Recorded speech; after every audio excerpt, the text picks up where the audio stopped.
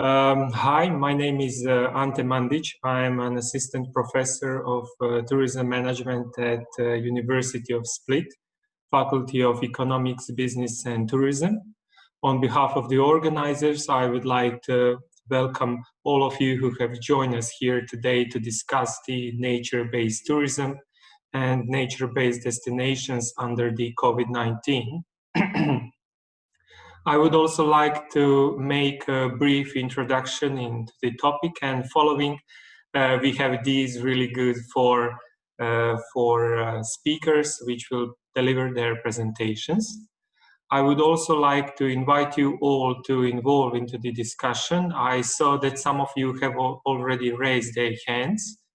You can involve by that, by raising your hand. You can also type the question into the questions and answers section, or you can simply turn on your mic and following the presentations or all presentations, you can ask your questions. We really do hope to have a fruitful discussion here today. So basically, COVID-19 appears to be the most significant disruptor of tourism industry in the last decade. These latest UNWTO Global Tourism Dashboard data suggest a sharp decline of international tourism arrivals, ranging from a -10% in sub-Saharan Africa to more than -40% in Northeastern Asia. And this is just for the first quarter of 2020. As a major tourism receptive destination, Europe has also witnessed a sharp decline of tourism arrivals. The UNWTO data suggests the decline of approximately 60% in March 2020 in comparison to the year before, while when considering European sub-regions, Southern Mediterranean was most severely affected. This decline of visitor arrivals and visitor revenues as well continued in April and May, considering the general quarantine of European Union we all have witnessed in our countries too. The previous crises demonstrated that tourism is a resilient industry. However, we are all aware that this post-COVID-19 recovery will probably take more time, especially considering that the restrictions are still present in many countries and many destinations, as well as certain fear for personal safety and the safety of the family, which is additionally spurred with proclaimed social distancing and media suggesting high mortality in vibrant destinations like Spain or northern Italy. According to the UNWTO, the crisis could lead to an annual decline of between 58 and 78%, which is compared to 2019 figures. These scenarios for 2020, which you can see here on the presentations, are based on 3 possible dates for the gradual opening of the borders of tourism destinations.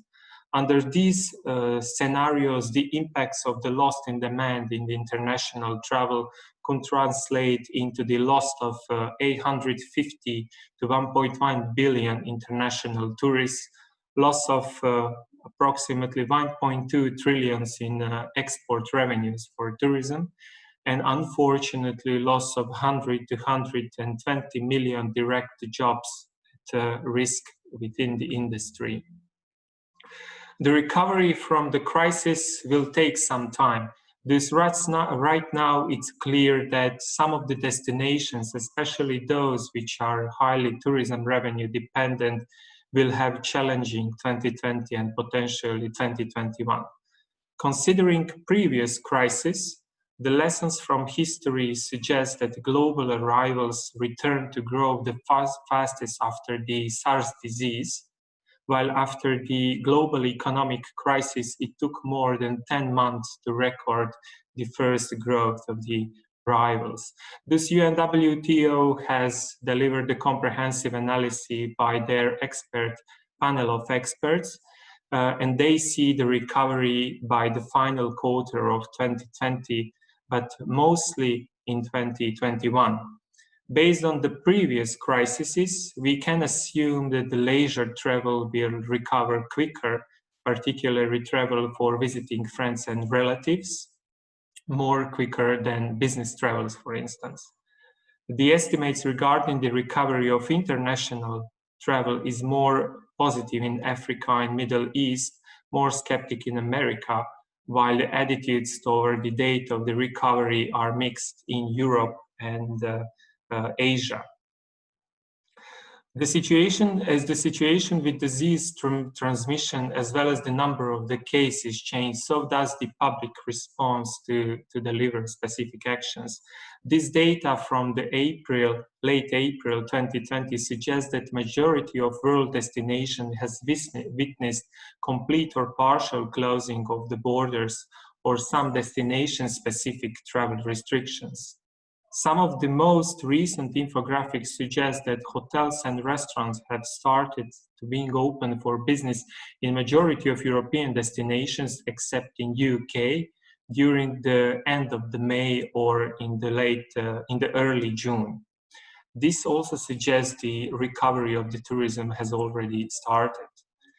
A number of researchers, as well as the practitioners, discussed that the pandemic provides the opportunity for change by demonstrating that so-called transition from over-tourism to under-tourism is possible, that unsustainable tourism growth might be constrained, and that the local communities can regain the control over what's going on in tourism destinations.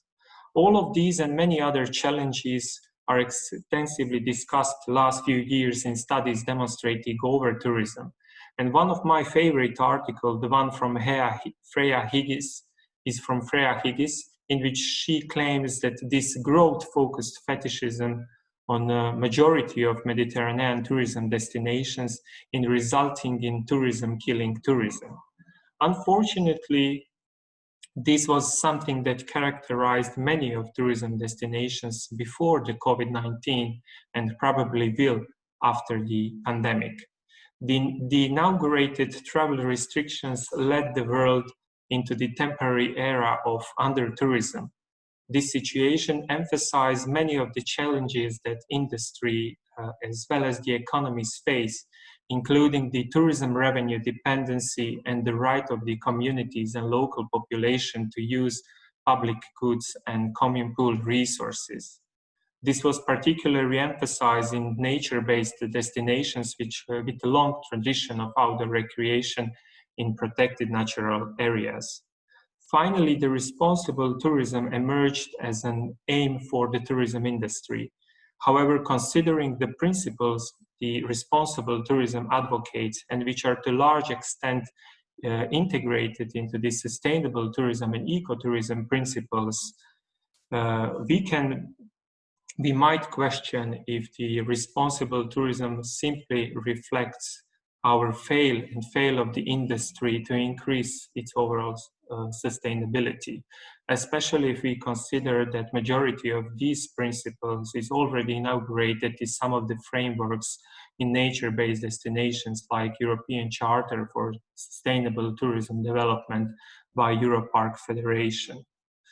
With all the changes occurring around the world, it has quickly become apparent that the protected areas are also impacted, both positively and negatively, though there are some differences and different patterns, considering that some protected areas have been closed, while some of them are receiving visitors. Also, reduced visitation, especially in popular nature-based destinations, reduce the pressure on protected species. However, in those countries where protected areas are still open, visitation has greatly increased, which reflects to some extent the widespread feeling that activities in nature setting is both physical and mental antidote to the stress inaugurated by pandemic. These conclusions are also supported with recent research on regenerative, transformative, tourism and mindfulness in tourism industry. I would like also to stress out the key point raised by EUCN Protected Area Management Expert Panel, that there is a need for people and visitors to connect with the park in a variety of ways, as well as to recognize the need to redefine the role of the parks, particularly by building economic, social well-being cases of the role of nature in people's lives. And this was all supported with this hashtag Nature Never Closes, which you can see, which was a part of the EUCN's campaign. The academic debate on the visitor restriction in protected natural areas has been spurred additionally with Professor Paul Eagles and his personal opinion on the park closure in the national parks in Canada. Additionally, some specific cases like challenges of the protected areas in Brazil, in Asia and in Africa have also been reported on the internet. Finally, the pandemic also revisited the debate on the relationship between the tourism, wildlife tourism, sustainable tourism, ecotourism, and protected areas. Sustainable Travel and Tourism Agenda Group questions even if wildlife management needs tourism, suggesting there is a need to redefine this symbiotic relationship. The National Geographic report from Africa suggests that as tourism revenues evaporated, protected area staff was unable to continue their work, resulting in increasing poaching numbers, vandalism, and many other challenges. This tourism revenue dependency of the protected natural areas is not something new, considering the growing importance of wildlife tourism, as well as the cutting down of public finances from many world protected areas and growing importance of nature-based tourism destinations in national tourism development plans. Recently, Anna Spenceley started her global survey on the COVID-19 and protected areas and tourism for European Commission under the Wildlife Economy Sustainable Tourism in Protected Areas program. Currently, there are only preliminary research results for the African region, which are suggesting a massive decline in the number of visitors due to the pandemic. Unfortunately, these declines reflects and will reflect in reduced wages and the loss of the jobs for the local communities which are involved in the protected area management and monitoring. Finally, the last graph, which emphasizes the question 26 regarding the most important concerns of the public protected area management staff, suggests that this symbiosis between tourism and protected areas cannot be easily broken due to the, among others, complexity of causes and consequences, not only in protected areas, but also in the local community systems. The pandemic has certainly reduced the pressures on wild species and protected area futures, considering decline in the number of visitors caused by first travel restrictions and following park closure. We could also see reports of wild species venturing in rural and urban areas, as well as dramatic improvements in air quality in almost every country. You can see here the satellite images from one of the editorials in Biological Conservations. These are the images above the China, but there was also images above the northern Italy and many other European destinations. This year, we will likely see the global decline in greenhouse gas emissions. However, we have to emphasize that all of these short-term improvements dramatically underline the pervasiveness and severity of anthropogenic impacts worldwide. We also have to be aware and recognize that after the pandemic, all of the existing challenges will rebound. However, now the funding for protected natural areas and conservation will have to compete with a wide range of new priorities for financial resources. This will be particularly pronounced in rural communities and all those areas where the well-being of the local community is highly dependent on nature-based scenery and especially nature-based tourism development. Thus, right now we have to emphasize that the countries must start planning for rebuilding their economies in a way which will support and foster green structural transformation, including through long-term commitment to public spending and pricing reform. After restrictions are lifted, both government and development financing institutions should prioritize those actions with high multiplier economic effect and which aim to reduce carbon emissions, which is one of the main aims of the European Green Growth Strategy. Finally, I would like to wrap up this brief introduction by quoting the authors of the World Economic Forum analysis of environmental impacts of COVID-19, suggesting that COVID demonstrates how we all depend on another, and that this is a moment to raise to the challenge of collaborative leadership and work together to emerge from this crisis with a global reset, bearing in mind that people and nature must be at the center of this reset. I would like to thank you all for the attention right now. Here is my email. If you have any questions, you can write them in the questions and answers section, or if you want, you can also contact me. I have also here written my personal website, and this is my institutional website. I just like to use this opportunity, since we have so many participants, also to invite you to check our website in the early June. We have two really great webinars which are dedicated to tourism, smart cities, and resilience. So you can see more information there. Now I would like to introduce our first speaker. Her name is Isidora Marković-Vukadin. She is a science associate on the Institute for Tourism, Zagreb. Isidora is sustainable tourism specialist and chair of the Crosstalk, Croatian Sustainable Tourism Observatory. Today, she will critically reflect on protected areas in post-COVID era. Isidora, the stage is yours. Thank you, Ante. Thank you for the introduction. Good afternoon to everybody, or good morning for those who are in different parts of the world, since I can see there is a lot of participants from China, South America, India, Kenya, and so on. Good afternoon or good morning to each of you. Ante, I think you have to stop sharing your screen so I can share mine, please. Yeah, I just did it. There you go. Thanks. Okay, just a second. Well, once again, thank you all for joining us today. I hope that this webinar will give you some further information and reflections considering the COVID crisis and, of course, how to manage protected these stressful times. I would like to also greet you in the name of my institution, Institute for Tourism in Croatia. We are a scientific institute which handles tourism from quite different angles, from economic perspective, but also from perspective of sociology, geography, architecture, and so on. Once again, I would also like to say that this today's topics perhaps sounds, my topic at least, sounds a bit dramatic. To be or not to be.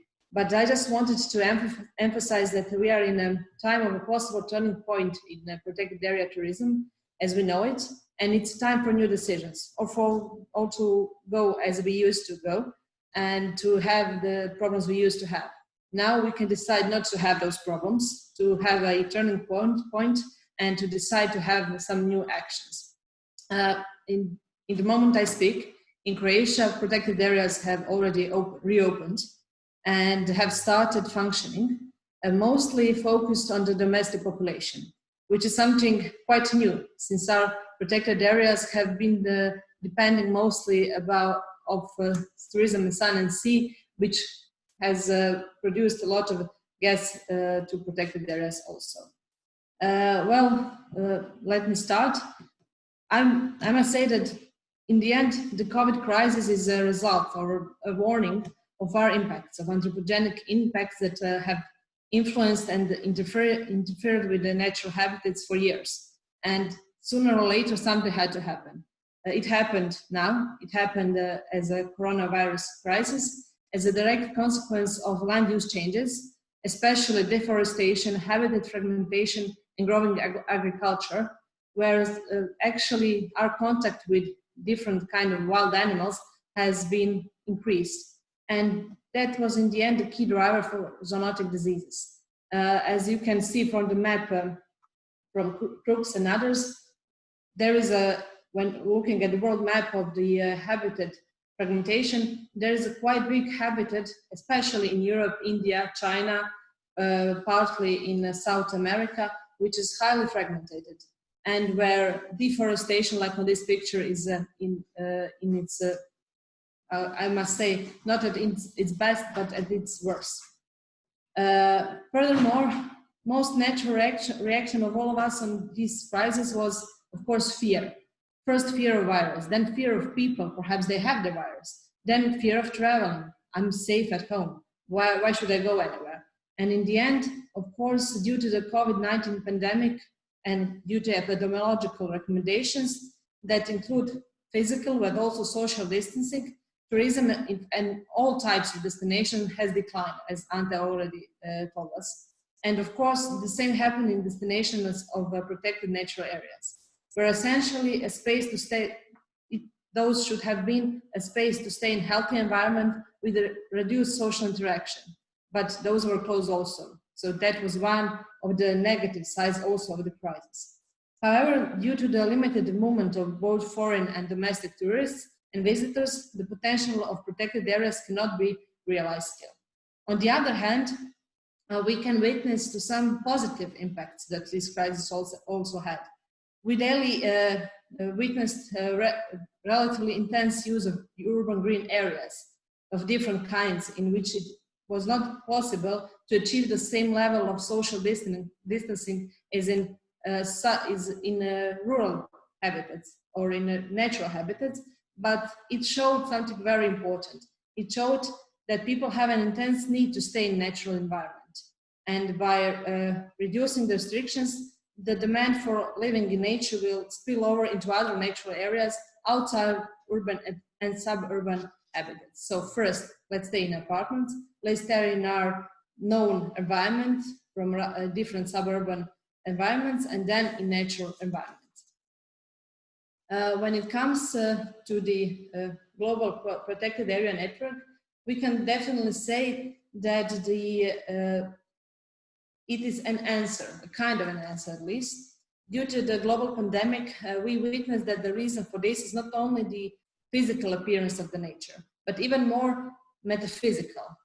The connotations that nature has metaphysically, which are crucial for the so-called cultural services and eco and geosystems that environment gives out to us unconditionally as we decide to use them. On this figure, you can see the IUCN new ecosystem services network, which is connected with the human well-being, when one of the most important pillars is health. So yeah, definitely, nature has a direct impact from its spiritual, aesthetic, recreational, and other functions on our health, on our emotional health especially. Of course, emphasis on all benefits people can obtain from ecosystem, and in the end, not only health but also good social relations are a direct consequence of this network, which is an answer for our good handling of the COVID crisis. All protected areas are, of course, site-specific with its features, and therefore its pronounced dualism is also reflected in its tourism development. No protected area can be the same. And of course, when we come to attitudes and thoughts about reducing the use of protected areas due to the pandemic, and are markedly divided on two sides of scientists and experts. One group represents those who emphasize the importance of primary functions of protected areas, and that is, of course, conservation of species and biodiversity, maintenance of ecosystem services, and wildlife protection, which are emphasized in the crisis period, which those secondary functions such as tourism and recreation didn't have their usual role. And of course, there occurred finally in most of the areas the true conversation in the true sense of that word. However, there is a second group of scientists and experts which are having an opinion that due to the reduction of pressures on protected areas and due to the intensive reduction of visits to them, they come to the problems of funding. We cannot, unfortunately, avoid the topic of the money and the funding. So, namely, at the global level, there is a noticeable trend of decreasing funding from the state budget, even before the corona crisis, and as well as other public sectors, with a parallel increase in ticket collection, educational and recreational programs, and other facilities in protected areas. So it is quite important to point out that the lack of funding can lead to the reduction in the number of employees, especially in supervisory services, as Eagle striked out, which can lead to very, very wide effects, such as poaching, illegal lodging, also legal waste disposal, picking endemic plants, and the like. So there is a quite wide range of impact that can occur just because of the lack of the funding. And therefore, the value of tourism in generating revenue for national parks and nature parks to perform conservation science activities is becoming apparent within this crisis. So the funding cannot be neglected as much as we would like to say it can be. Also, there is dualism considering the level of visitation or level of attractiveness of overall value of protected areas. Less attractive areas are having, of course, less visitations, and the financial effects of paying tickets or reducing the fundings for the tickets or other services to tourism of tourists are limited. So those effects are limited, small, and the consequences of the recent crisis are not so pronounced. On the other hand, the tourism products in those areas are mostly already very focused on this social distancing, and we can say that those products are made for crisis times like this, since we do not have a lot of need to make them different than they are now. And of course, there is more focus on conservation. On the other hand, intensively visited protected areas usually have bigger financial needs. Bigger number of employees is one of the main reasons for those financial needs. And lack of visitation can bring substantial financial impacts with very vulnerable tourism products, where this is one of the examples of vulnerable tourism products which cannot be any more sustainable in this post-COVID era. And they should not be sustainable anyhow. So yeah, let's go further on. How to reset in post-COVID era? What should we do? Well, it is finally important to consider what and in what form tourism will return to protected areas. We could have one mass form, ecotourism, rural tourism, or whatever, but now we must reset this position for final. Intensive tourism and visiting is inadequate in long term, but especially in the short term first phase of recovery, because this does not provide enough social distancing, which will definitely stay one of the important safety aspects of the destination when tourists are choosing. And again, neglects the primary protection functions. So it is important to see the current crisis as an opportunity, if possible, to implement existing strategies and plans, but also reset tourism of protected areas from a form of excursion tourism to moderate or even hard ecotourism in some areas, which is still actually marginally developed, and which of course includes minimal social contacts, but also extends stay, so it gets more revenue for protected areas. Also, visitors to protected areas should be moved from leisure and recreation activities to information, education, involvement in heritage topics, also cultural and natural heritage topics. And this will represent a special opportunity to move towards high quality products and services, especially from the aspects of the natural heritage interpretation, which can bring new employment and new incomes and revenues.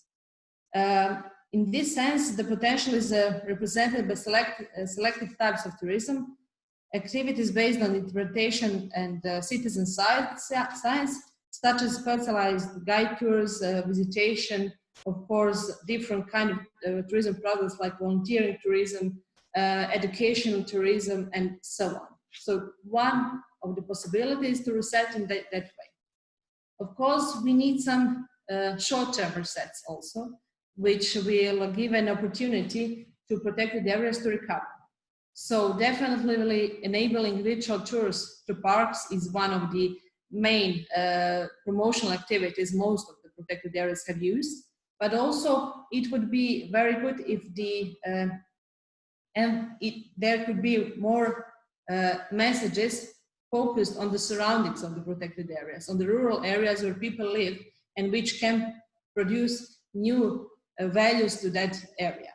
Also, of course, development of visitation itineraries for small number of participants, even for individuals of specific interests, emphasizing again the ecosystem services and especially health benefits of staying in specific natural environment, ensuring physical distances in some kind of situation where the interaction is needed, like buying tickets or so on. Moving away from the collective means of transport, from trains, buses, sightseeing trains, sightseeing boats, those commonly used means of transport in protected areas should not be emphasized anymore. And of course, strengthening the capacity of health services would be very, very important short-term measure and long-term, of course. I would like, for the end, give 3 slides about the opportunities for protected area management. One is, of course, monitoring. Yeah, monitoring is something we are always thinking of, talking about, but this time we have a certain very interesting situation. We have protected areas with almost zero impact state, where the tourism was moved out. Mostly during the winter, there is no intensive tourism, and now the spring also was able to give nature a chance for recovery. Therefore, especially those public institutions that have already established continuous monitoring will obtain valuable data considering the time of significantly reduced or no anthropogenic pressure. The phenomenon of a sharp decrease in frequency of human occurrence in natural ecosystem and geosystems will significantly reduce and eliminate some kind of impacts such as transport emissions, noise emissions, light pollution, and also the anthropogenic influences which interfere or disable binomic functions of the parts of the ecosystem. Of course, numerous unrealized and underdeveloped research opportunities can also appear. For example, studying of some kind of habitats, especially connected with bats, which are connected with COVID crisis, can also give a new perspective of virology.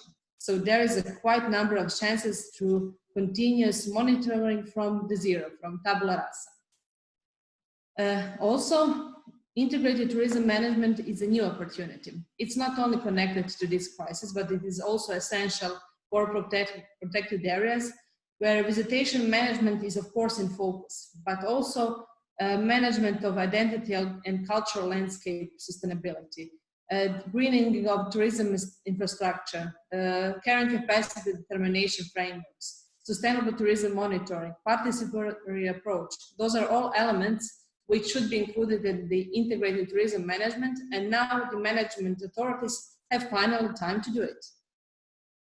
And perhaps I picked out of plenty of possibilities the integration of agrobiodiversity. Very often, nature areas are seen as an island which do not reflect any kind of cultural activities. But agrobiodiversity is actually that. It is especially important in lower categories of protection, and it's important in areas of mixing of natural and traditional heritage of cultivated land, which is often, especially in Europe, which has a long and very intense population. And the recent situation has finally emphasized the strategic national priority of agriculture. So connecting those two elements is quite important, and emphasizing positive interaction between natural ecosystem and agriculture in terms of preservation of sustainable genetic resources in agriculture is highly emphasized, especially through transfer of knowledge and skills needed for agricultural production in natural ecosystems. So it can be done. Just the new knowledge has to be transferred and presented to the public. And of course, let's not forget that there is a lot of traditional varieties of cultivated plants and breeds in different parts of the world, which are also part of the ecosystems. They are not some foreign bodies in those ecosystems, and they're an important economic resource. Convention of Biological Diversity also told us that. So it is time to reflect also on those kind of opportunities. And in the end, the decision. The decision for us to be or not to be in protected areas considering the tourism is on us, on tourists on one hand, and on management authorities on the other, especially if we take in account the fragility of human health and the economic system which we have witnessed. The questions of the collective and global responsibility remains. So there are actually two main questions.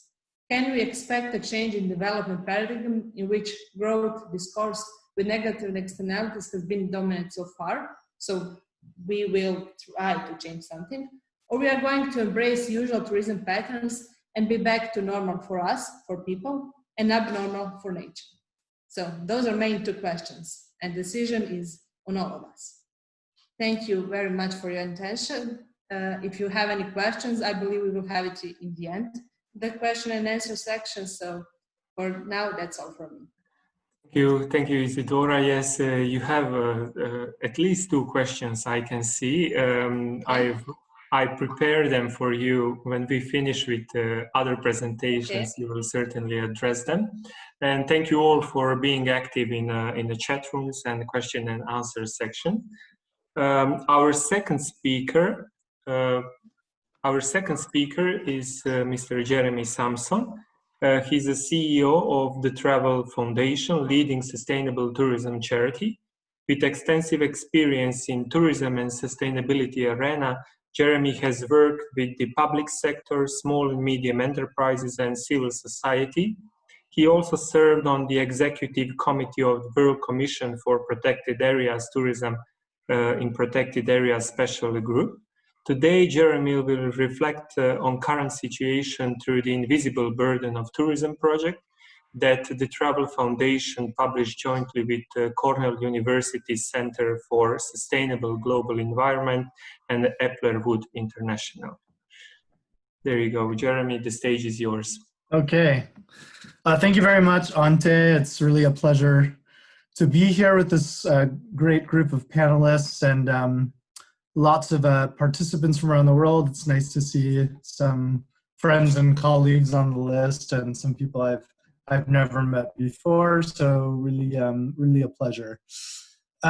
If you'll indulge me for a moment, I'm just going to share a little bit of background about my organization, the Travel Foundation.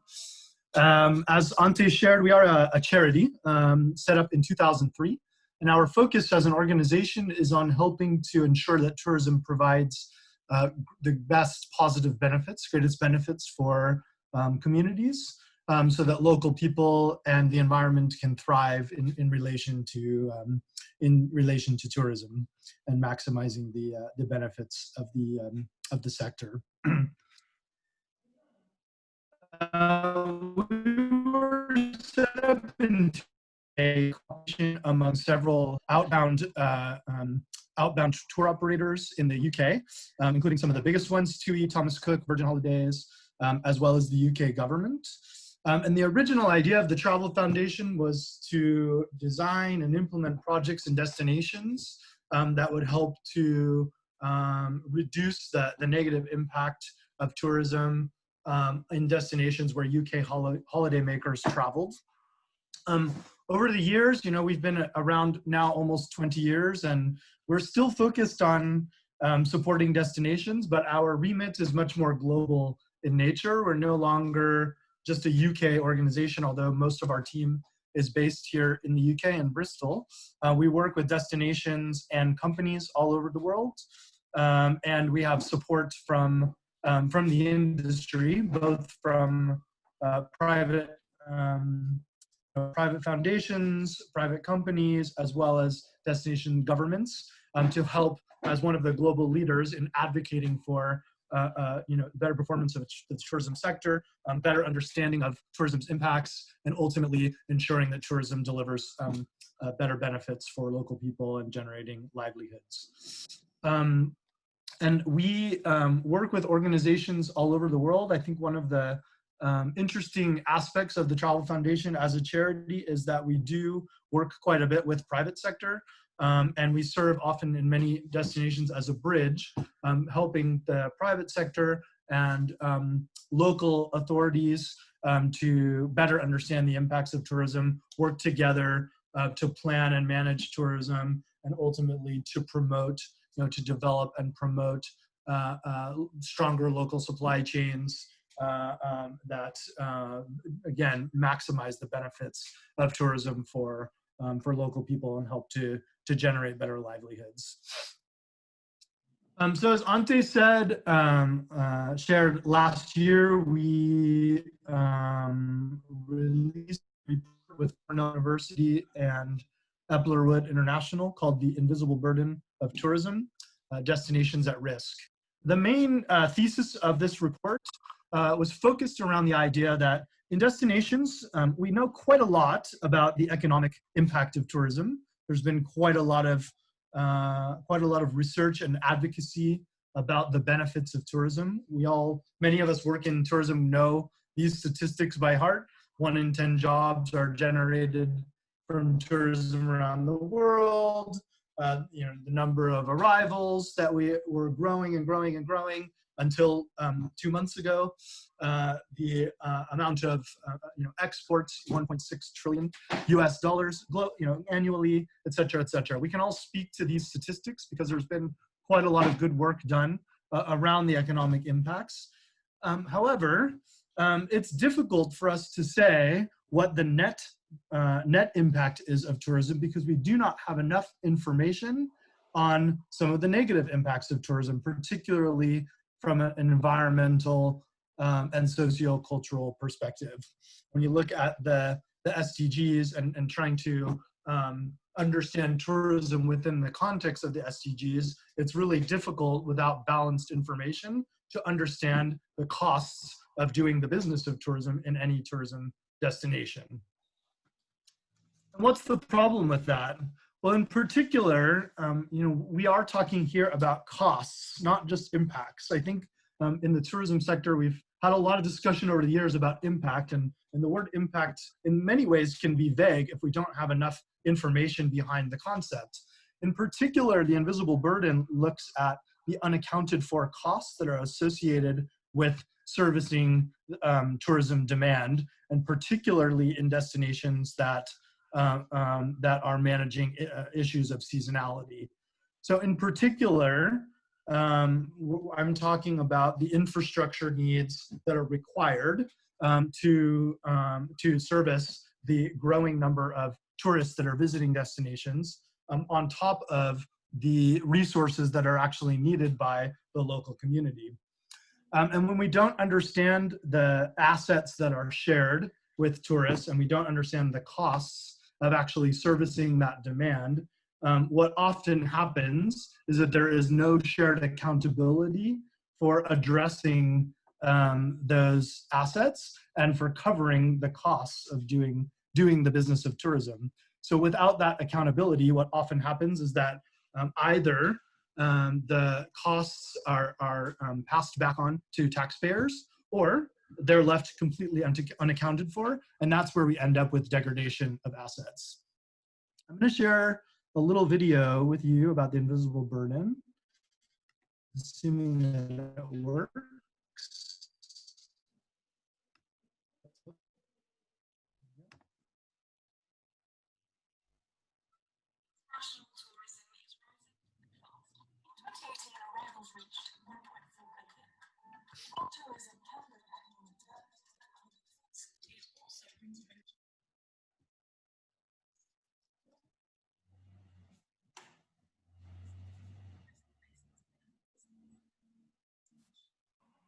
Maybe you can turn on a little bit louder.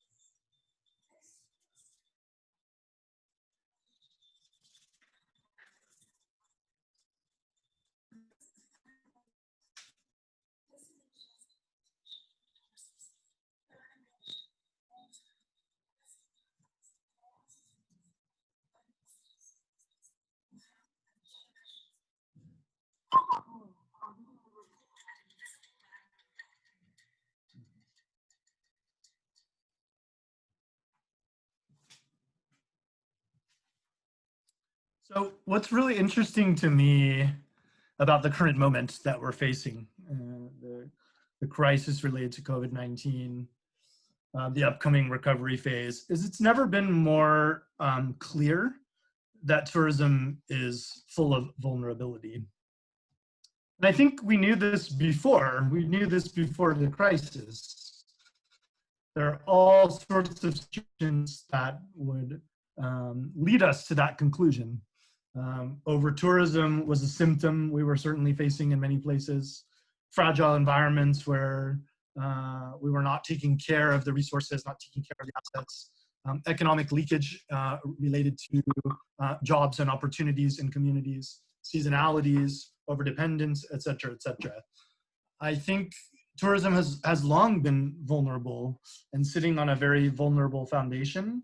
And the moment that we're facing now has opened, I think, even more eyes to the fact of tourism's vulnerability. What's important here is that we understand this moment and we take advantage of this broader understanding, I think, of just how vulnerable tourism is, so that we can start to really think about the process of how we build back better for the future and build more resilience into the tourism sector so that we can deal with future problems. Because even though there's no tourists at the moment, it's quite clear that unless we make some changes because of this vulnerability, this will not be the last crisis that we face as a sector. So what we like to think about are the root issues beneath the surface. To me, things like over-tourism, the situation with the invisible burden, et cetera, these are symptoms. But why does this happen in destinations all over the world, big and small? Well, we already talked about that there's a poor understanding of impacts holistically, certainly of understanding of the costs of doing the business of tourism. We have a fragmented industry that doesn't always work well together. Tourism, as everyone knows, is a complex ecosystem, very challenging to come together around a common agenda. There isn't shared accountability, particularly between public and private sector, to address those risks. assets are shared. They're shared between communities and travelers. They're shared between communities and private operators. They're even shared in terms of the accountability among agencies who have different levels of responsibility, budgets, et cetera, for managing the assets of tourism. And if we do not have a common agenda and a common sense of accountability for how we'll deal with risk and understand costs, it's really difficult to plan accordingly. And as has already been referenced and will probably be referenced again, there's typically insufficient financial resources to implement interventions related to risk. And in many cases, a real challenge with regards to capacity and particularly the skills that are needed within destinations to address some of these issues. Most destination managers, again, destinations big or small, have been trained to do other kinds of jobs, whether it's training in marketing and promotion, training in hospitality, or in the case of protected areas, many times the destination managers are trained as scientists, biologists, and now are being asked to do very complex jobs that they don't often have the skills or the capacities for. So it's a really important question to ask, is all of this relevant without over-tourism? You have just a single person on a beach. But to me, the invisible burden concept was never about over-tourism. It was about the idea that we cannot continue along as a tourism sector to have growth that we don't understand well and that we don't manage. I think that over-tourism can be one visitor to a place that is not prepared to deal with the, to deal with the impact of that person's visit. And now in the crisis, we're going to have a real battle of priorities, I think, in many ways. And we have to think about it and address and understand this issue. We have really important immediate needs for investment and attention around public health and safety, of course. The real situation that's happened here, which is that many people have lost livelihoods, jobs, companies that they've built over a long period of time, and businesses have to survive. People need to work. Our economies are dependent on tourism. We're going to be in a case where there will be growth again. Most destinations are now starting at zero. Who could have predicted that? And there will be a rush to get visitors back into our destinations. So in order to balance these immediate needs with the long-term view that we all care about as sustainability practitioners, we need to think about how we grow better. What does growth look like when it's better managed? And what is a different kind of model that really puts communities at the center of tourism growth and tourism management? So what do I mean by communities? I think that smart recovery will absolutely put the idea of community at its center. This means that communities will have a voice, a louder voice than they've ever had before, in the process of developing, managing, and promoting tourism. We no longer can have a tourism that just happens to communities. Communities need to be at the table and a big part of the decision-making process. We need to ensure that local livelihoods are truly maximized and prioritized. This means ensuring that we have really strong local supply chains. If we're going to have diversification of product, great, but are the local supply chains going to be able to tap in to those opportunities and ensure that as we build back better, local people are benefiting as much as possible? And we need to understand the impacts. We need to understand the costs that tourism brings to communities, and we need to ultimately ensure that we're delivering on a net positive, or if you think about it from a business, that tourism is actually paying its own way and not becoming a loss in terms of expenses for a community or for the environment itself. And that's my final point about resources and biodiversity being protected. When I talk about communities, many people's heads go immediately to people, but for me, resources and biodiversity are absolutely not only part of the community, but critical to ensuring that the community needs are met, that the resources and biodiversity that they depend on, care about, and are passionate about are protected as part of this model. So what does this new model look like? Again, community engagement and mandate. The community is involved not only in discussions, not only through general stakeholder consultation, but that there is actually a mandate around continuing to engage communities in understanding the problem and developing a tourism that helps to benefit them. Certainly better data.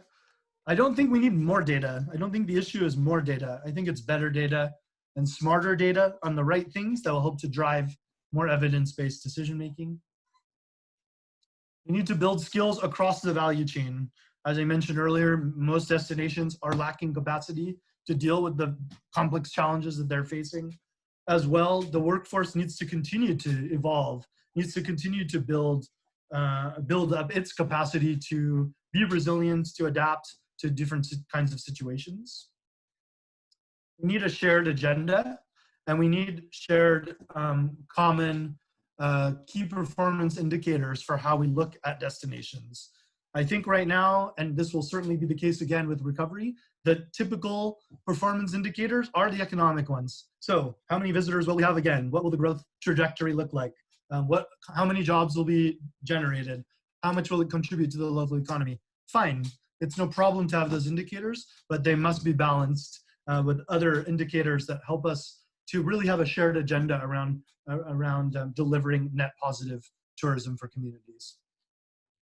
And financial investments that are ultimately linked in the long run to better sustainability outcomes. Of course, we can't do any of this without different kinds of funding, different kinds of financing mechanisms, and ultimately contribution and participation of the private sector in helping to understand that this is a shared problem that needs common solutions.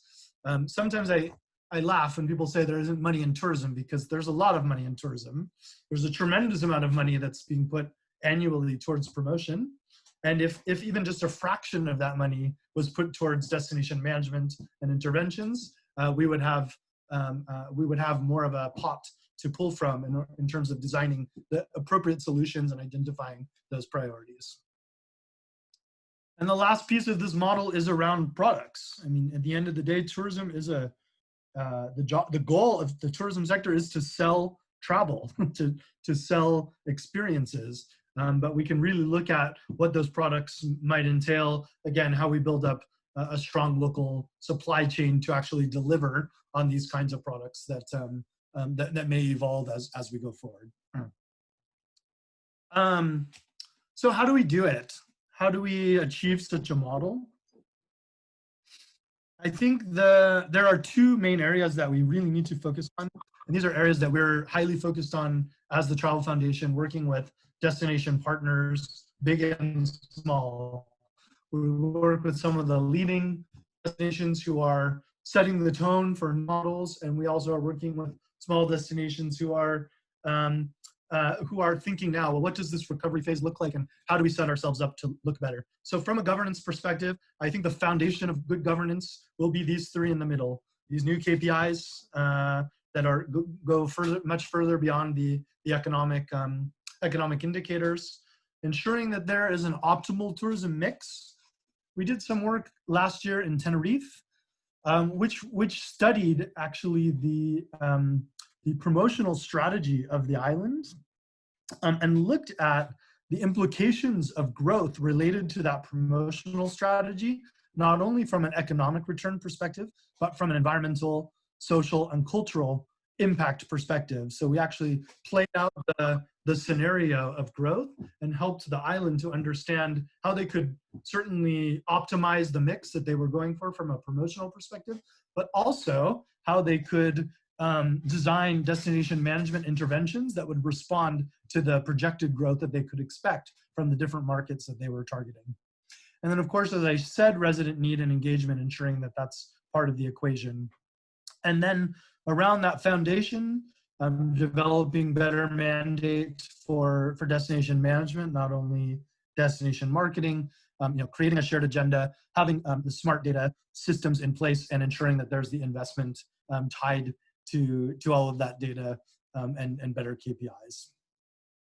And then I think the second piece is around is around supply chain and product development. So if we're going to have adaptation with regards to products, if we're going to develop, to develop new products that have a lower footprint on biodiversity and deliver better benefits in terms of jobs and livelihoods, we need strong, inclusive supply chains. We need to really think on what kinds of products we are going to be developing from a diversification perspective, and we need to ensure that there is capacity all up and down the supply chain in order to understand how to promote and ultimately manage those products. And I think this also includes the buyers, and I mentioned earlier at the Child Foundation, one of our, I think, unique value propositions is that we also work with the industry. We work with some of the big players in the travel and tourism space. And one of the interesting things that we're noticing is that big companies, some big hotel chains, some of the bigger tour operators are really taking the time during this crisis to have a look at their local procurement policies and practices, as well as their programs for developing local experiences, understanding and believing that this trend will only strengthen as we go, but without strong supply chains and the ability to reduce the barriers that some of these companies have to leveraging the supply chains, we won't actually be able to achieve those strong connections that are needed to make tourism more viable for local communities. So I'd like to close just by talking about what I think the opportunity is of now. We all know that we're in a moment. We know that there will be, as I said earlier, some tension between the short-term needs and the long-term view.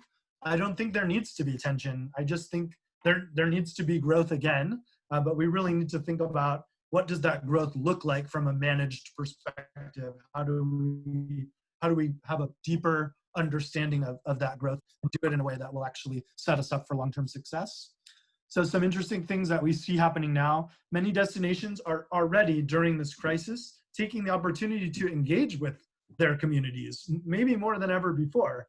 They're being seen as a service for local people and for local communities, more than as a promotional agency during this particular period. I think this is a real opportunity to leverage these new relationships, this new position, and to develop a much stronger mandate about management and the voice of the local community. I think 2 months ago, none of us would have expected that we would have a particular moment to start at zero. Of course, none of us would have expected that. But it's really, I think, given us a chance to take a step back and say, okay, we don't have tourists now. So what about tourism do we miss? And what about tourism maybe do we not miss? What are the things that we most value? And how can we introduce those concepts better into the future growth trajectory? We also have a moment, we were talking so much about over-tourism months ago and this crazy growth trajectory, but everyone just acted like this was an obvious thing that would continue. This was a foregone conclusion. We're just going to continue to grow. And it was concerning, I thought, well, how are we going to stop this? I think we have a moment here where finally we actually may have more of a political opportunity than ever before to actually set some controls on demand and say, the growth may not be what it was for health and safety reasons, for reasons of protecting the environment and protecting our communities more than ever before. This is the moment where there may be more political will and opportunity to do such a thing than ever before. And there are a tremendous amount of economic opportunities ahead. Many governments around the world have already structured or are structuring, as well as the big development banks, their big recovery packages. Investors are looking at where investment needs to happen from here. And this is the moment, this is the opportunity that we must tie these economic recovery opportunities and long-term financing to sustainable outcomes and ensure that the two things are connected. I think the opportunity and the need has never been greater. I will close there. Thank you very much.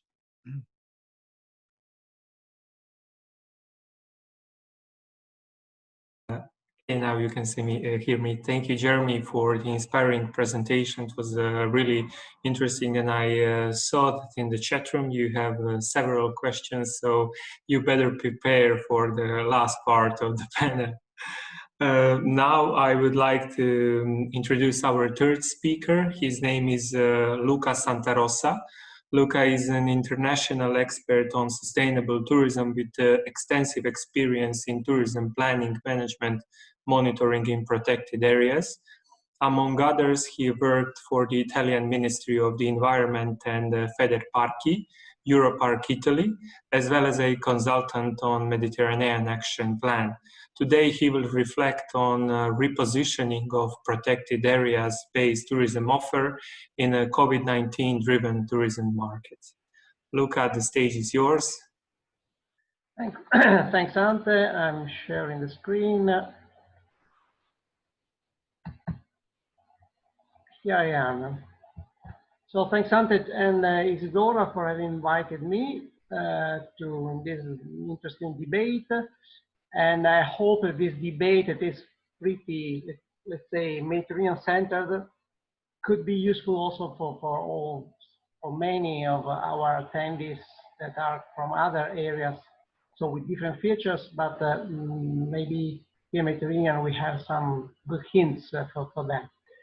My speech in some parts will, let's say, tackle again the topics already dealt by previous speakers, so I will be very quick on this, for example, on the influences of COVID-19 on the market, etc. My focus, my angle will be how to repositioning my offer, talking about parks. I worked also as a tourism department in parks in my past years. So let's say the angle is from management point of view within a park, because a park is a destination management organization, as a matter of fact. So it is an easier area, place, let's say, where to try to apply some solutions for tackling this situation. So the park-based tourism is nature-based, of course, but also deal with soft adventure and rural tourism, especially in European context where rural areas are inhabited since many centuries, and so you have a lot of things to offer. The target tourists for usually in this moment frequenting parks are mainly adults, mainly little groups of even individuals.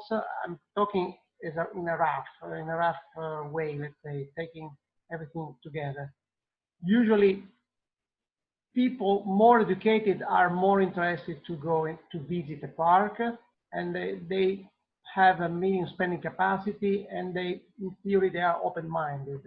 Of course, I'm not referring to parks very close to big cities, where parks are more like, let's say, public gardens, where I go for 2 hours just to have a rest and come back. I'm talking about where the parks are not so close to big cities and where the nature is the main attractions, let's say, attractor for the visitors. And the tourist expectations are, of course, first of all, a vacancy, to leave, to go out from the urban life, let's say, to have something that can be related to soft adventure, to have something, an experience of something authentic, and also sometimes there are education-related needs, in order to better understand, to improve the personal knowledge. So usually the park, what does it offer? Nature-based activities, not like wildlife watching or hiking alone or guided hikes. In the visitor centers, usually you have some shows, some tools, multimedia tools to understanding better the natural assets and also the local cultural ones. Then you have some things to see that are not strictly natural, but are related with the mountain rural culture, no? That often in Europe, especially, are often developed and interesting for a tourist. And of course, especially Mediterranean, you have also as attractor, yes. Also, the local gastronomy is pretty rich and diversified. This is the current situation. The COVID-19 already mentioned some features. I summarize here the different fears we are suffering, the different limitations we have to deal with, a lot of prescriptions, and of course the impacts of COVID-19 in terms of economic recession and also social distance, let's say, as we call it here in Italy. But also the health impact of COVID, direct impact and indirect impact. Let's say other ills that have not been treated in these months because hospitals were a dangerous place, let's say. And finally, of course, the psychological stress each of us has suffered and still is suffering in the limitation of our life, in the lockdown, etc.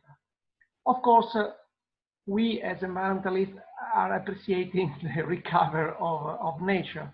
But again, what can we foresee for the next future? Another assumption, what I'm presenting as a proposal refers to the medium long term, let's say. So let's say after phase 3, when everything will be open again. Because as WWF is saying, in this short period, we are checking increasing pressure on protected areas, on nature, because of coming out from the lockdown. Many people now want to recover quickly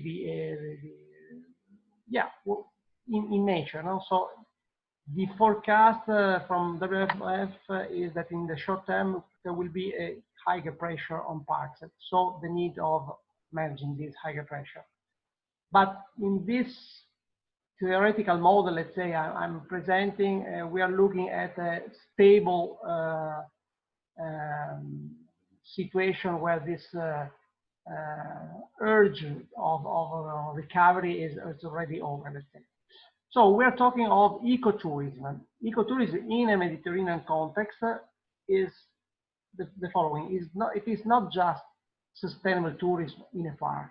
It is something more, because for the ecotourism we are experiencing some projects that we are developing, also with Jeremy in past project and also in a current one. We want that the protected area management body is fully involved in governing this new ecotourism offer, let's say. Then the attractor of this ecotourism in Mediterranean context is the relationship between man and territory, lasting many thousands of years. So it is a particular, let's say, feature of our region where we have to show not the wildlife, not the wilderness, sorry, but first of all, a thousand-long relationship between man and nature and territory. Of course, sustainability, but in this sense, ecotourism wants to monitor this sustainability. It is not enough to say that we are offering tourism product in a park to say that we are sustainable. We must demonstrate this also with quantitative data. Of course, as already said, plan with local community. And we recall that the term eco means in old Greek home. So tourism in a park should be also a meeting between the hosts, that are the local inhabitants, and the guests, with a win-win, let's say, exchange among these two sides. So ecotourism refer to an all senses experience that change mind, and also in this particular time can change also body in the sense of our health condition. Just a quick recap also on all the old but still affordable, in my opinion, theory about mind ecology, Gregory Bateson and others, and eco-psychology, where we can see that the evolution of the man is in strong relation, in strong contact with the evolution of nature. So interaction of both world, I would say, both biota, is very important to explain also our current situation, let's say. And also the psychology devoted to the relationship between human beings and nature has demonstrated many direct impacts of nature on our psychology, let's say, and especially about our emotional balance. So for having a sustainable lifestyle, nature can be very, very important in our life. So I move to the proposal. As you can see in red are new, as you understand, I'm talking from an economic point of view. I'm talking about how to reposition the offer of the park in the tourist market that has changed due to the COVID-19. So it is, let's say, I try to make a strict economic speech, although of course there are so many other concerns about sustainability, etc. But they were already tackled by Isidora, Jeremy. So I try to look at which new market niches are available for the parks in this moment. For sure, this was already before the COVID-19. For sure, there are an increasing demand of experiential tourism.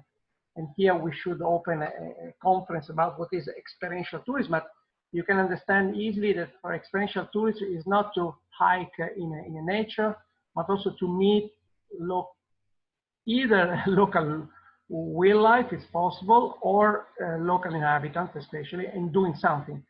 Educational tourism, so I go in a park to be educated, to learn something more new and useful for my normal life, let's say.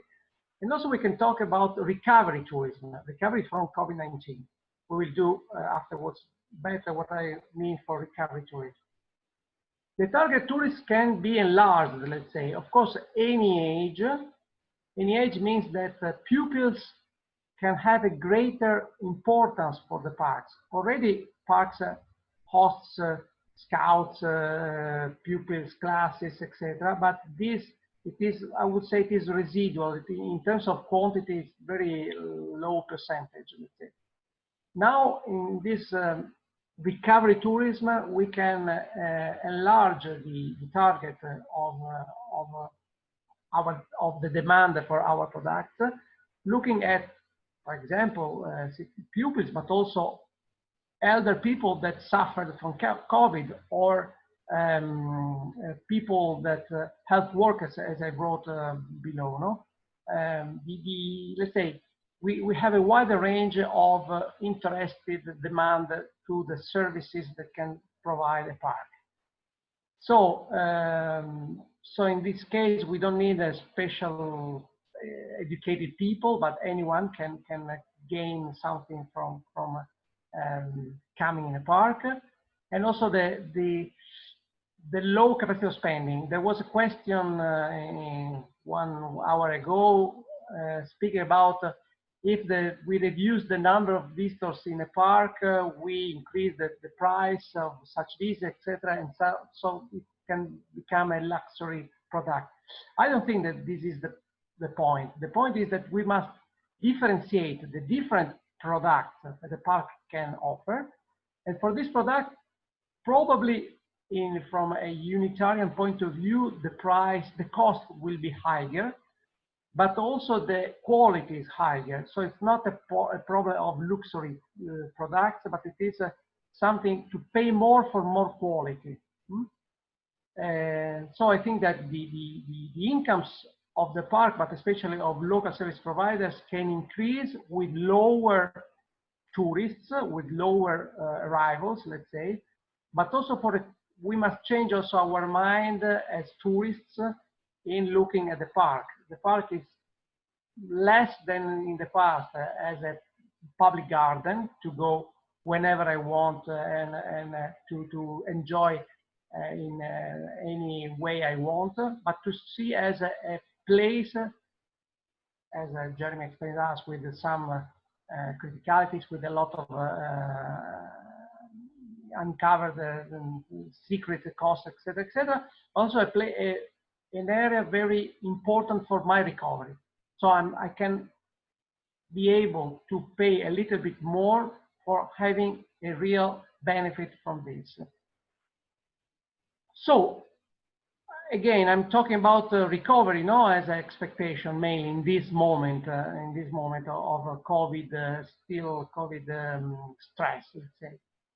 But also, I can expect as tourist to improve my awareness of as I said, of the value of this area or areas called parks. Okay, so a park is not just a place where to spend a few hours on Sunday, but maybe I can reduce my visits on Sunday to the park because I'm investing time and money for having a huge experience, not just 2 hours of walking. And this is what I mean in the last part of the slide, products.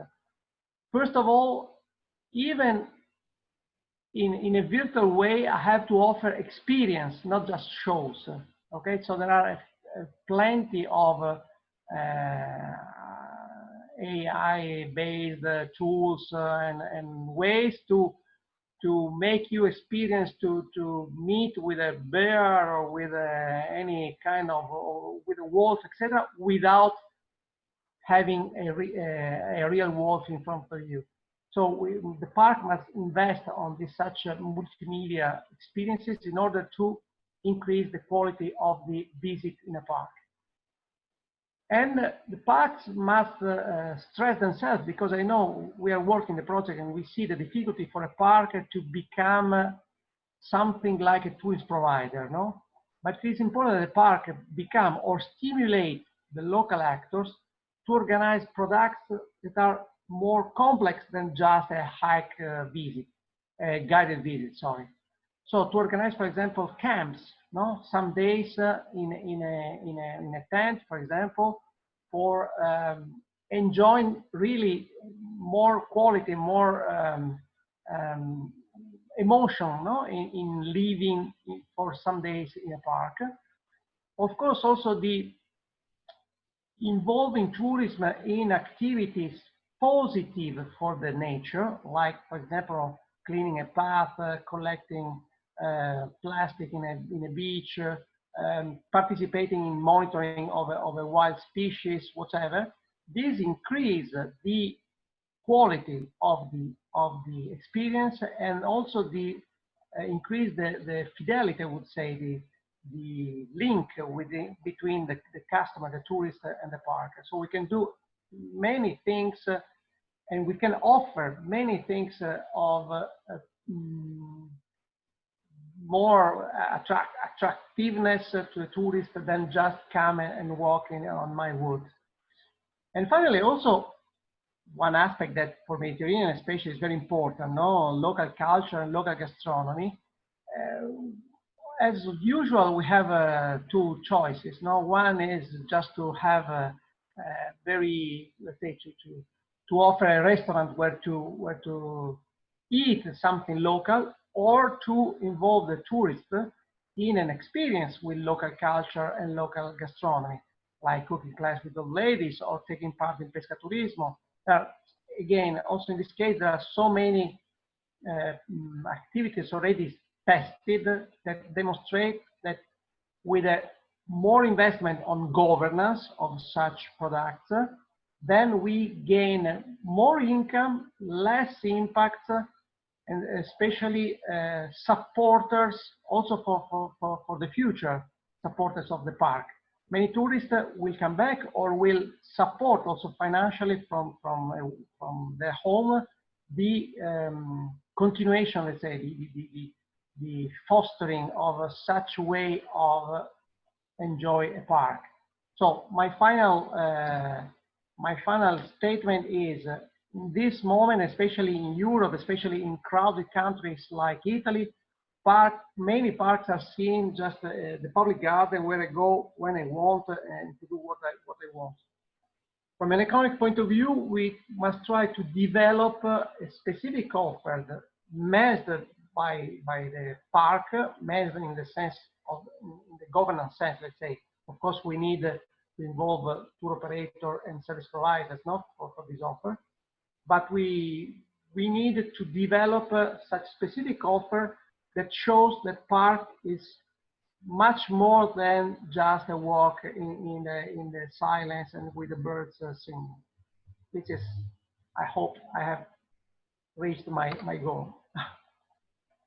Thanks, and I take out the sharing. Thank you, Luca, for presentation. It was really inspiring to see, because you have a real life experience working in the park and many protected areas. So I really do hope that many of our participants will find your experience quite valuable in applying it in their protected areas and other parks. Now I would like to introduce our final speaker. His name is George Vasilyevich. Georgians, an assistant professor and the chair of Geoecology, Department of Geography, Tourism and Hospitality Management, Faculty of Science, Novi Sad. His main focus of research is nature-based tourism, with special attention to geodiversity and geotourism. George is also editor in Open Geoscience and Geoscience Conservation Research. Today, he will reflect on post-COVID-19 ecological and social reset. George, the stage is yours. Thank you, Ante. Hello, world. It is so glad to see how many of you are from all over the world today. It is difficult to be the last speaker at this session because, first of all, I had such experienced speakers and such wonderful stories. Of course, I was afraid not to overlap with all the speakers, but now I realize that my presentation will not be oriented as the previous ones. We all had 4 keywords. We have subjects and objects like people and nature. We have action, which is tourism, and we have the reason, which is COVID-19. All these presentations before me were more business-oriented, stakeholder-oriented. I'll be more ecologically oriented, so I think that it will be like sharing the top of the cake for this webinar. I will step to the point. Just a second. Sorry. Today, my story will be about resets.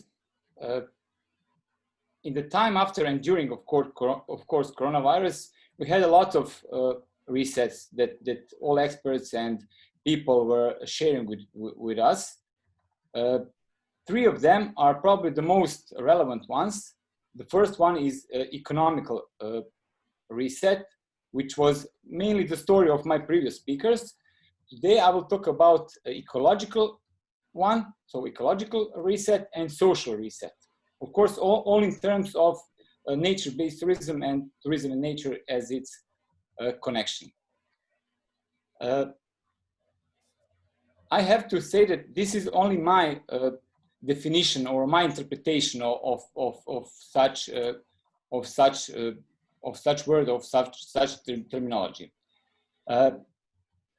On the left, you can see the image of nature. This is the first image that when I Googled nature in Google, it popped up to me. So this is the first image of nature that you can see. So it represents the ecological reset. And on the right, you can see, of course, the photo of people in nature. So we have two different aspects, and I will have 2 different stories which will at the end overlap. I about ecological reset.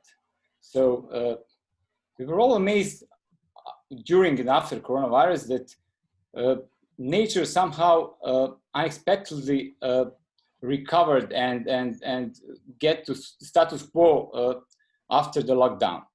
Water in rivers, as you can see in picture on the left in Venice, turned blue. Even some animals showed up in most amazing places like Bosphorus, like near Italy. And what's most important, the air pollution was really set to even ground zero. So we could call it, okay, this is one kind of ecological reset. So animals and plants are coming to the state before people. So this is excellent, this is great. But is this the real reset? But this is the photo of pandas in a zoo in Hong Kong, which are mating for the first time in 10 years. So it needed for people or visitors of this zoo not to be present, so they can live, if we can say, normal in their habitat, which is of course not natural. And this was a great opportunity for nature that unexpectedly got second chance to recovery. But okay, is this a reset or just a little breath of nature for only 2 months? I will now present you the definition of Cambridge, which says what the reset actually is. So it says reset is to turn a piece of computer equipment off and then go again and then on again when it does not work correctly, to make it start work correctly again.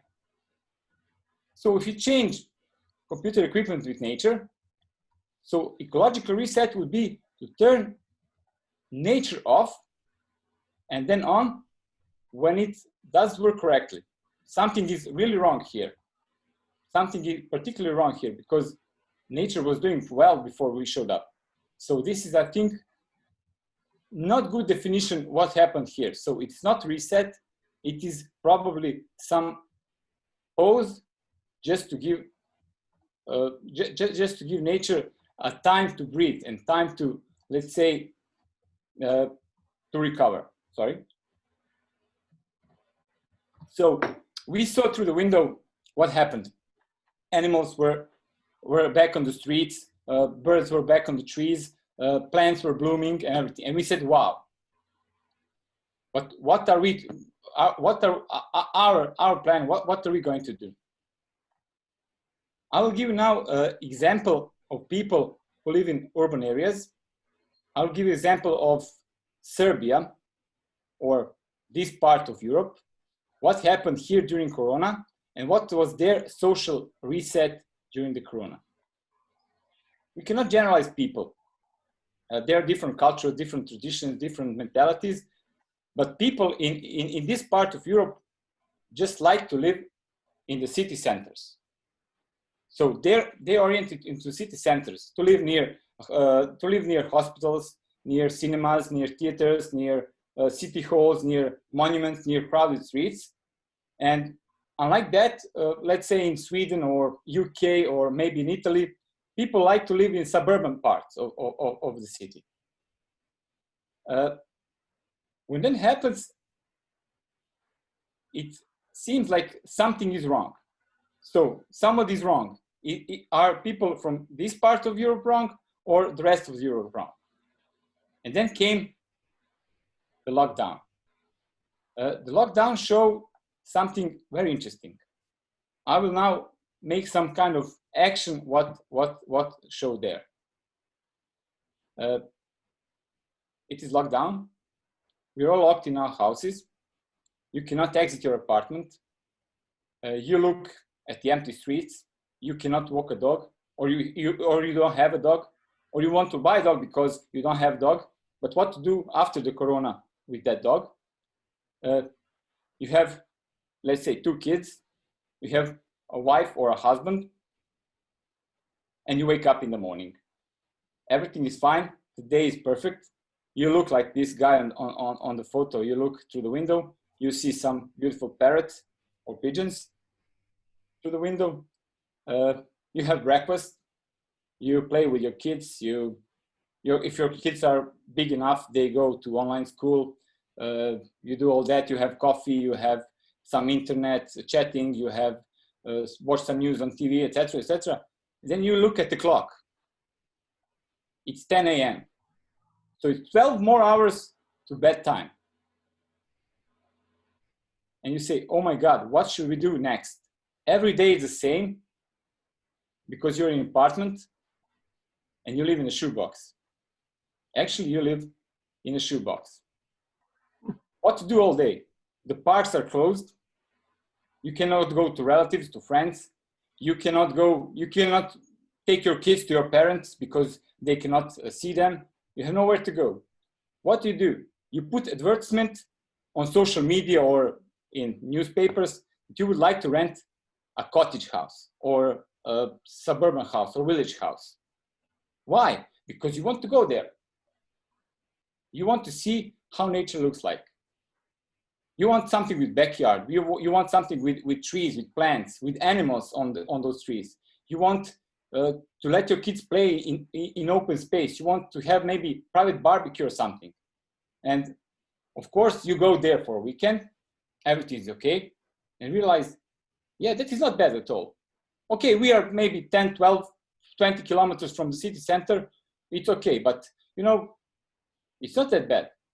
You hear birds, you have animals, you have space, you have everything you need to live in a natural environment. And what is most important, you start appreciating the nature.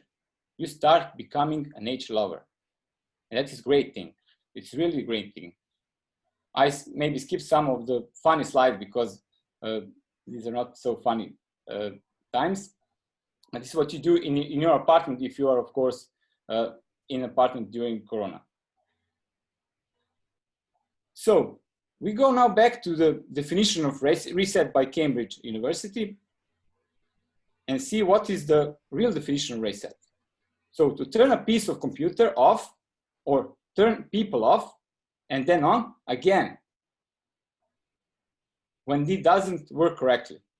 This is so true. We weren't doing correctly, so we need a reset. Nature doesn't need reset. We need reset, of course, to make it start working correctly again. So this is my point. My point is that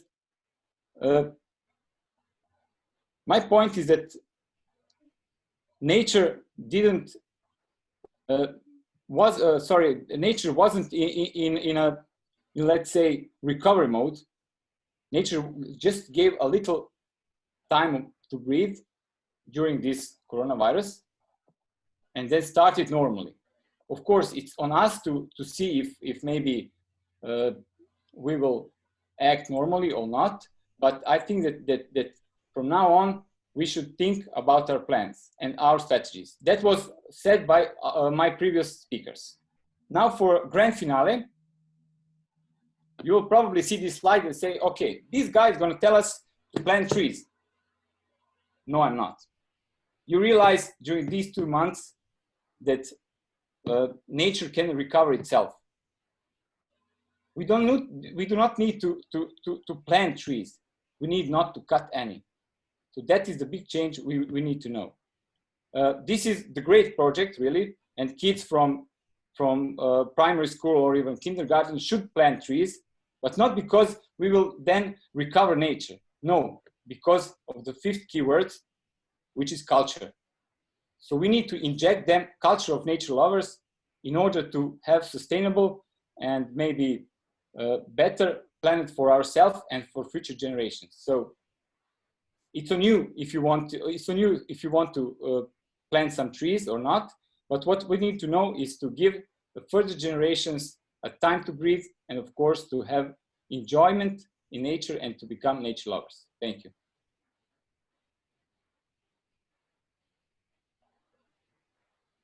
Thank you, Georgia, for inspiring presentation. I said really inspiring, not business oriented. Yeah. I really regret that you just passed that funny slide. It was really few funny photos. Okay, I have to say I'm really proud we are right on schedule. We have several questions both in the chat room and in the question and answers section. So maybe we can just check them. First questions were for Isidora. Yeah. So first question, Isidora, how do you think the suggested changes will impact price of tourism? To go to smaller number of tourists, the price would have to increase and tourism would become a luxury product. What is your opinion on that? It's a question made by Katja Wachter. Thank you, Katja, for question. Thank you for question, Katja. Well, I believe that we are talking about protected areas tourism, not general tourism today.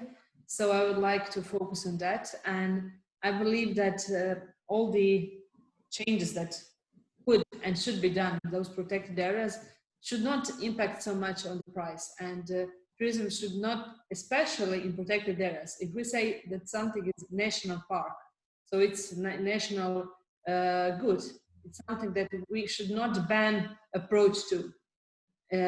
Yes, in some situations when we have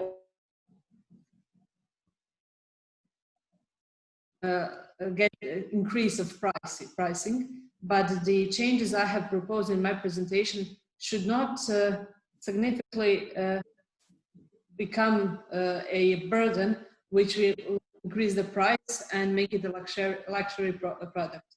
So I believe that the site should be used further, but with more dispersal of tourists. I didn't quite perhaps tell what I meant very well. I am not so much for decreasing the number of visits in total as much as for dispersing the number of visits on these protected areas. So making it more dispersed, you will have more attractions to visit and you will have more reasons to stay longer. And therefore, the income will become higher, not connected to the price. That's my opinion. Thank you, Isidora. The second question from Iris Mihailovic, also for you. Ms. Isidora, please be kind to explain two opposite but real conditions in terms of two variables from the travel market: fear of traveling versus traveling habits and traveling as must as primary need and style of living.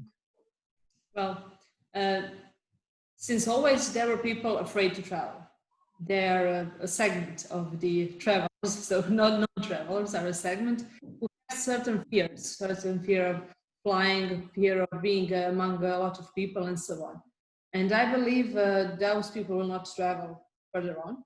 And the rest will try to find a means of travel which will make them feel secure. Most probably traveling by plane will not be so popular in the next period to some distant destinations, but traveling by personal car or some means of public transport like trains where you can have somewhat social distancing will enable traveling, and traveling habits will never die incomplete. So yeah. Also another question, I think this is maybe for all of you. Tan from Vietnam suggests that after the social distancing of 2 weeks in Vietnam, the domestic tourists can travel again in country, but the tourism business still feels difficult to have the good income from the domestic market, especially for the restaurants, employments working in the traditional handcraft villages. How do you think about the immigration for the international tourist in the next time?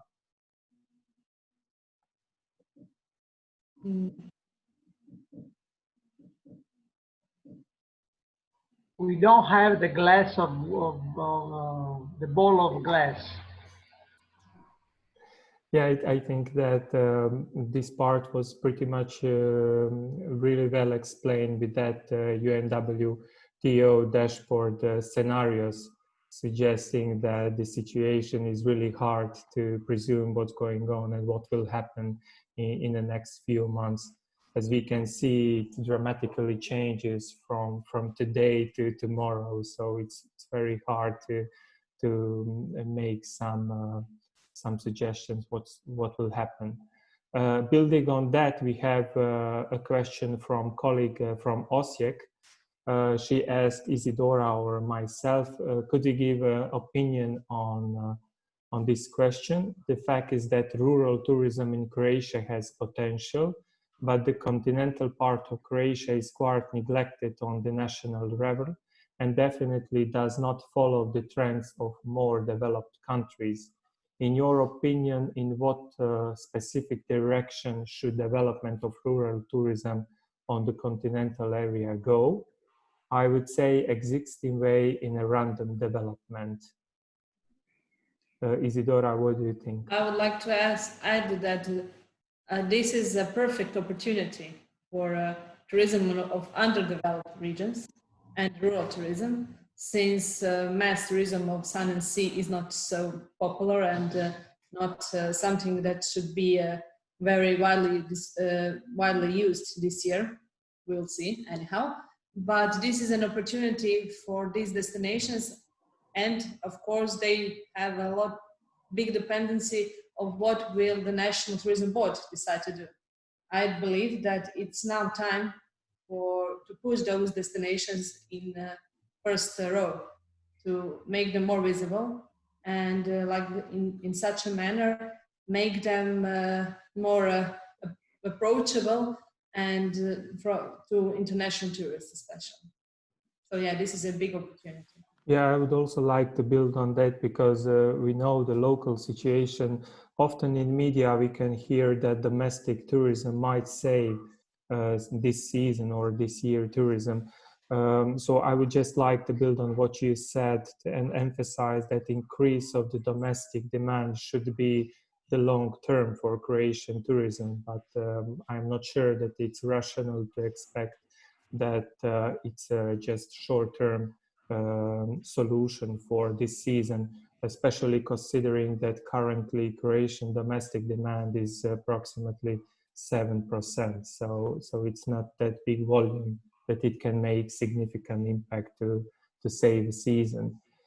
We had also several sections, several questions which are related to Jeremy's presentation. First, I would like to read the question from dear colleague Ivana Damjanovic. Could sustainable development of a better mandate for destination management, which integrates marketing practices accordingly, be based in introducing and focusing on the aspects of invisible burden of tourism in higher education of future tourism experts? I think I understand the question. I heard two kind of sub-questions there. I mean, on the one hand, I absolutely think that the destination management mandate can and should be built around the idea of the invisible burden, in particular the idea that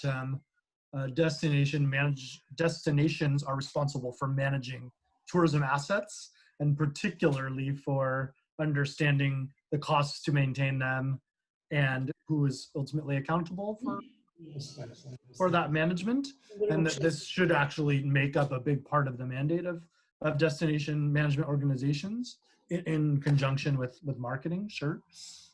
With regards to higher education, I think that we do have a critical sort of generational thing that needs to happen, which is that we need to train the next generation of destination managers now, because I think you're seeing now the impacts of, again, having an entire generation of people who are often leading tourism organizations who have a different sort of training, or who come from a background of marketing, promotion, etc. So it's no surprise that destination management organizations are quite good at those skills, or in old ways of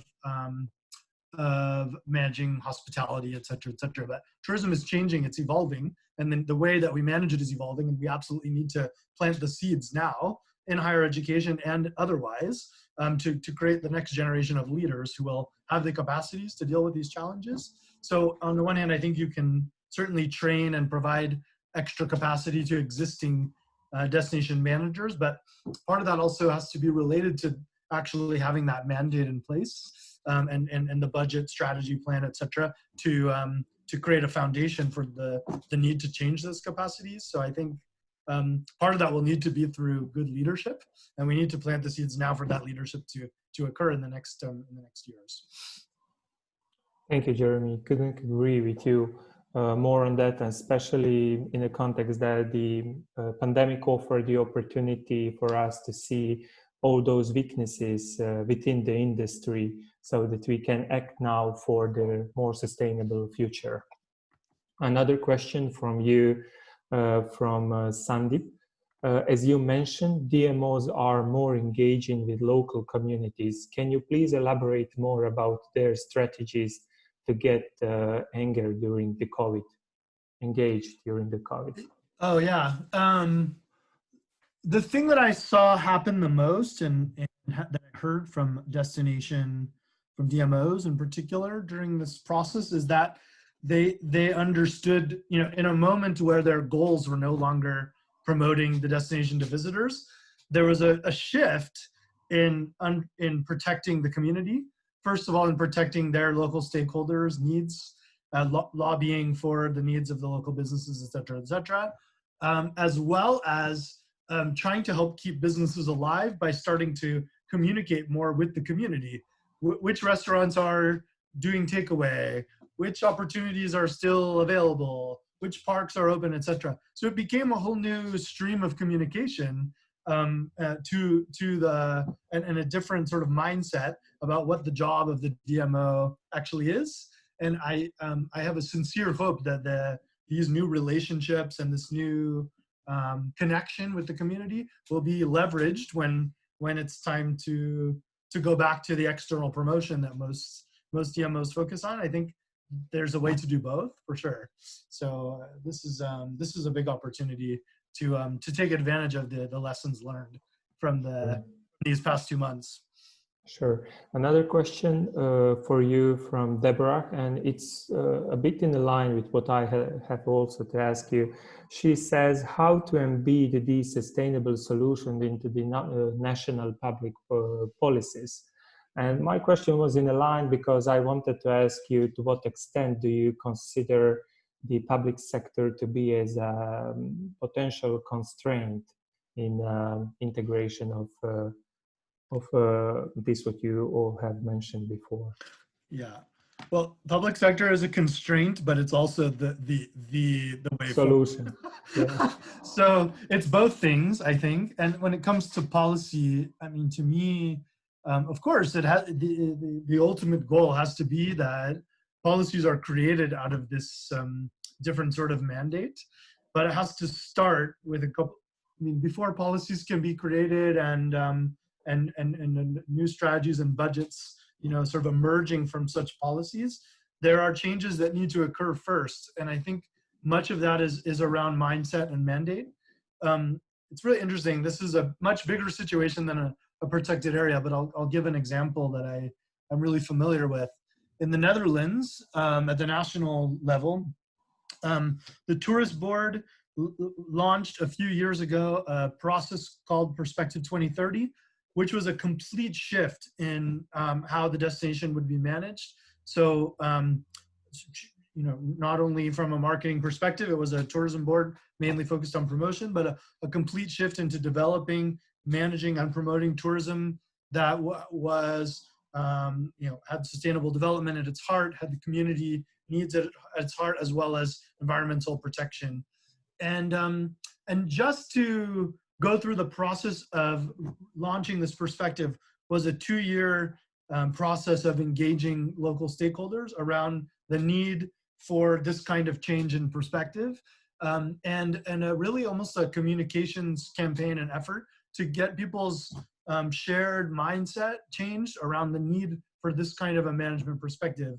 And it takes time to do this thing really well, because otherwise you can have a lot of pushback from local suppliers thinking, well, What do you mean we're not going to be promoting anymore? What about the economic opportunity, et cetera, et cetera?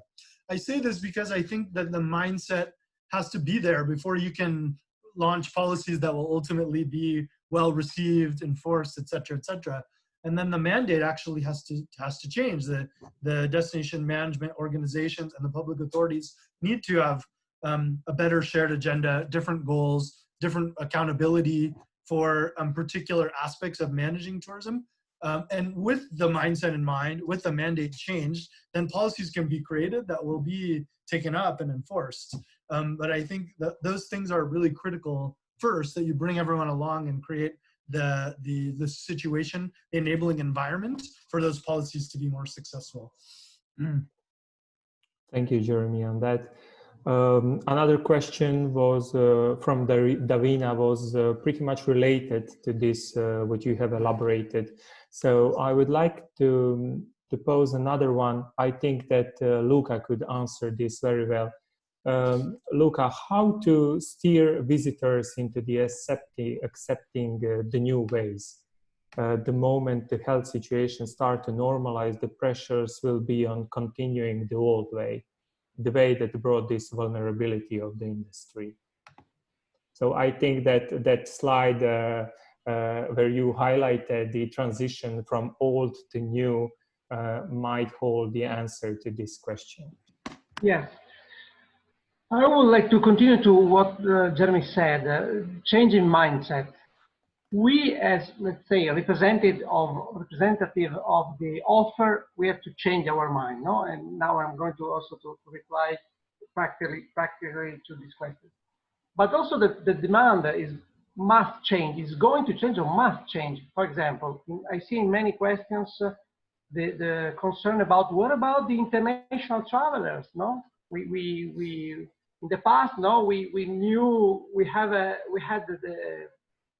good share, no, of arrivals dealing with the international tourists, etc. Now we know that low-cost flights will decrease a lot, and me as an environmentalist, I'm very happy of this. So what does it mean?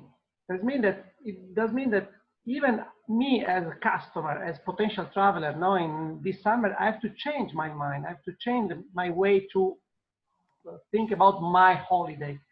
How many days, how much to spend, where to go, etc., etc.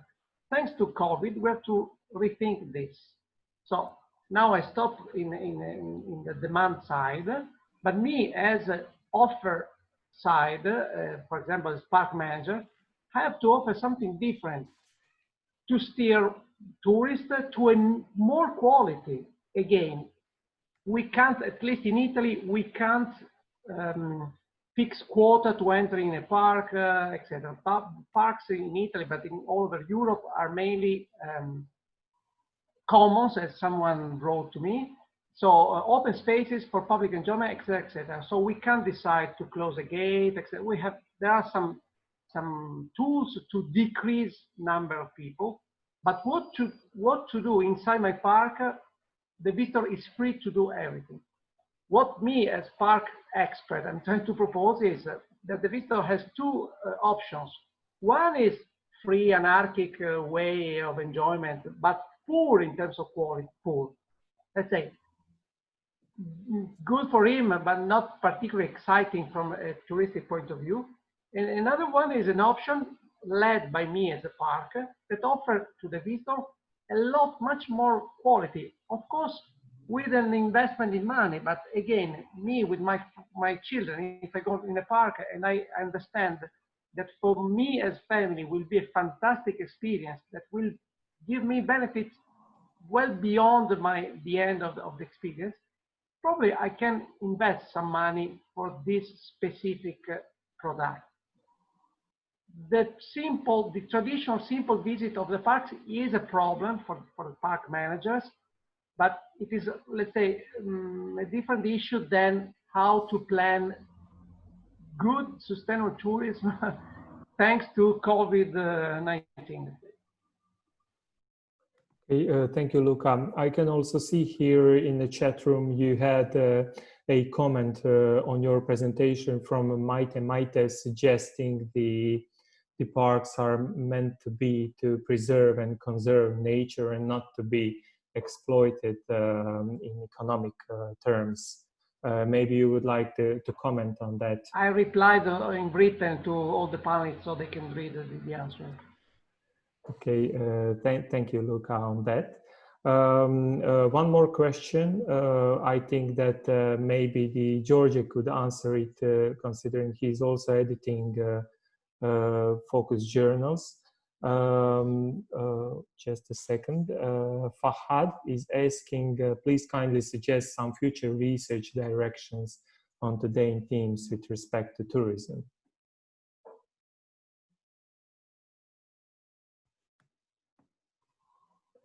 Georgia, we cannot hear you. Yes, I didn't see anything clever. So, well, there are many aspects that could be considered for research. Probably the state of people, as I mentioned, that social reset could be one of the reasons that could be also conducted research, especially some quantitative and qualitative research. I also saw the posted questions about, which is similar to this, is social consensus. So whether local communities are willing to host tourists. So not only people as tourists, but people as hosts could be also, could be in the study to research. So I think those two could be in the manner of social science could be studied at most. Thank you, Georgia. I would just like to add a little bit on that. A few weeks ago, the US Park Service has published the research priorities in protected area management. And many of you who are today participants of this panel are interested can find really valuable information there. Particularly, I would like to emphasize the system approach, which is currently very important to comprehensively address the topic, as well as the anthropocentric tendencies, which I think we all mentioned here today as one of the cores of the problems. And finally, there is also the adaptive management, which is implemented in many protected areas and currently is through research literature being applied into the destination management context as well. Also, Tourism Geography's journal issued one special issue regarding COVID-19 and tourism, which is great. Authors from all around the world on the same topic, but having some psychological and social and also ecological aspects of research. So maybe that kind of issues could give you a tip what to do next. Sure. Thank you, Georgia. Yeah, Luca. And yes, if I may integrate, no, because sure. We are talking about social, let's say, issue, needs, whatever. Okay. I always look at the US experiences to get some suggestions, but I always repeat also the huge differences between Europe and US in this sense. Sure. First of all, in US you have wilderness without local communities, let's say, while in Europe it's practically impossible. And the second difference is that in the US, conservation started before tourism, sure. while in Europe it's completely the opposite. So this can be useful for both sides, but the point is, when I talk with local community about which kind of tourists I want here, me as park manager, for example, I talk with them, of course I must start from their expectations or their usual business they have since many generations. I can't arrive and impose my ecotourism, for example, okay? So I must start to this community, but as also Jeremy pointed out, I must build capacity to allow them to decide which could be the ideal tourism in the time for sustainable, for environmental concerns, but also for economic concerns. Here in the Mediterranean, all of us, we face the decreased profitability of the 3S tourism. So we must rethink our offer, also for economic reasons, besides environmental sustainability, social stability, blah, blah, blah, blah. So I think that this COVID gives us this possibility to rethink and to test at least some new ways of make tourism in our territory. Of course, I'm thinking about parks, but I think that also beaches must change his type of product, no? Just because more distance between the umbrellas, blah, blah, blah, blah. So I'm glad you mentioned those differences. And before you, Georgia, I would just like to emphasize once more that this situation also provided the opportunity for knowledge sharing and the transfer of the practices between different approaches. As you mentioned, they have a longer history of recreation. We have mostly focused on conservation systems. So there is opportunity to work together, to share the experiences, to share the knowledge for the benefit of all. Georgia, you wanted to add something? I just wanted to add that global tourism hasn't started yet. So for the beginning, we can do some research on general public about their opinions, about how they spent lockdown, and etc. And then when the global tourism starts, then we can discuss about further and much better research or with much bigger samples. So for now, this is only the starting point of research about Corona. Thanks. I also wanted to mention that your comment before did really good introduction to this question by Stelois, who asked, what about the social consensus, whether local communities are willing to host tourists, at least until the time a vaccine is available? Thank you in advance. So I think that with this question, we are returning back to the very roots of the tourism development in destination. If community is willing to accept tourists due to the fear. Any comments on that? Yeah, Georgia. Well, again, as I said earlier, there is no global tourism yet. You could see that, for instance, it depends on destination, really. If it's, you could see the example of Barcelona, where people were standing with panels, tourists go home, which are overcrowded destinations. Of course, there are some destinations where people cannot decide. Only local authorities decide whether there will be tourism or not.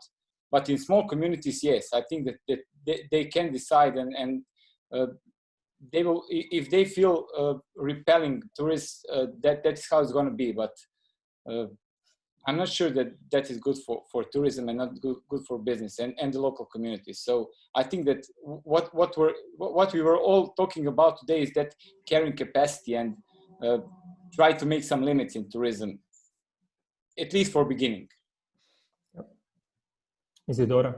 I would like to add that I believe the willingness of hosts to have tourism is highly dependent on how deep was the Corona crisis in that destination. In some destinations, there were no deaths from Corona or COVID, and some there was a lot of them. And just a few days ago, my colleague told me on one small island in Croatia, there was few deaths from Corona. And even though we didn't have a lot of deaths in total, they are very frightened of other people, even domestic Croats. And they are not even thinking about tourism for now. And in other destinations, they are very open for receiving new tourists. So it's very, very dependent of the impacts of the crisis. And now you have mentioned the carrying capacity. I saw there was a question considering carrying capacity. Yeah, I believe all protected areas of national parks or nature parks should have some kind of carrying capacity framework, but not just the number, but also the process which is following it, the framework which will implement it, and finally, they must also decide, do they need only carrying capacity for a whole area or for some specific sites where there are a lot of impacts? So my answer is pretty simple, yes, we need it, but not in the same framework, in all destinations. So. Thank you, Isidora. We have a last question What about the marketing strategies for the tourism psychology after the crisis to travel again generally for the world and particularly in Asia? Any comments on that? Well, in general, the recovery starts with some kind of the marketing plan each destination has. So I'm sure that every destination tries to communicate to its emissive markets to calm them down and to present as a safe destination. Right this morning, before the presentation start, I saw on LinkedIn that Montenegro has launched the video COVID-free destinations, and I am also seeing then several other destinations follow that strategy too. So they are trying to communicate with the market that they are safe and it's safe to come. Luca? I live in Sardinia. I guess that most of you, all the attendees knows this island in the middle of the Mediterranean, nice, not so inhabited, etc. So now the marketing idea of the regional government is Sardinia COVID-free. Why?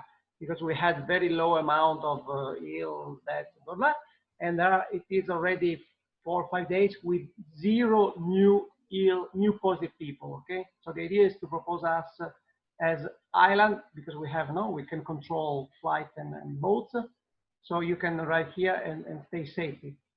There are 2 problems. One is, you customer, if you want to come in Sardinia, you must demonstrate that you are safety for me, of course, first point. And the second point, that it is me as Sardinian, nobody made me the so-called test to be sure that I'm not tackled by COVID, no? So beside the technicalities how to deal with, this can be a way. But again, if any destination just adapt itself to change the conditions, no?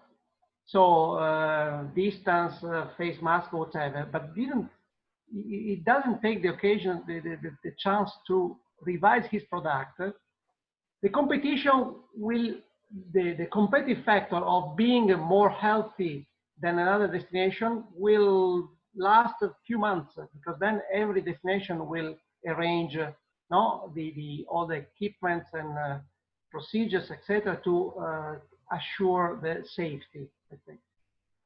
I guess that it is a time for destinations that want to develop something more attractive than just safety.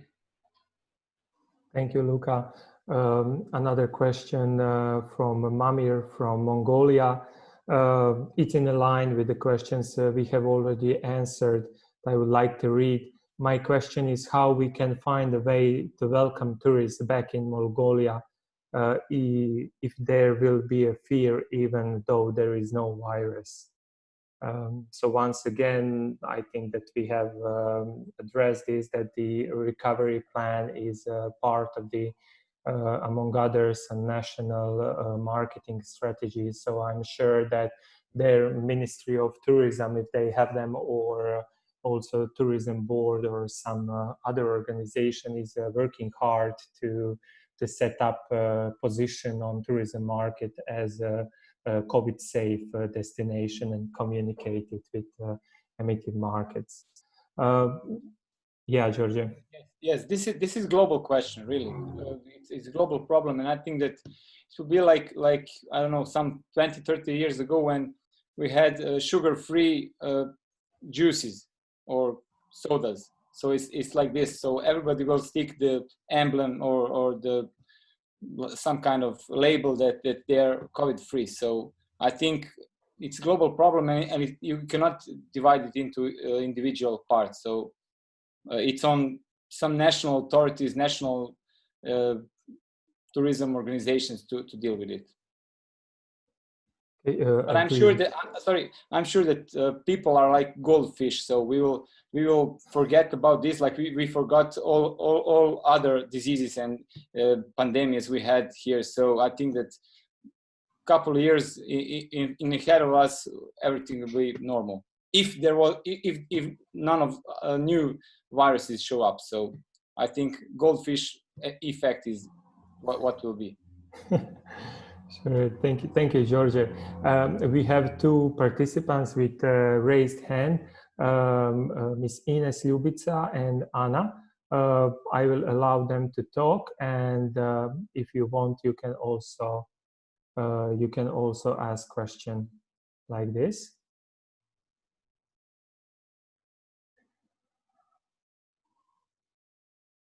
Okay, they probably asked the question in the line, so they don't want to talk anymore. We don't have any more questions, nor in the chat or in the questions and answers room. Maybe the panelists would like to say something for closing. Luca, any last words?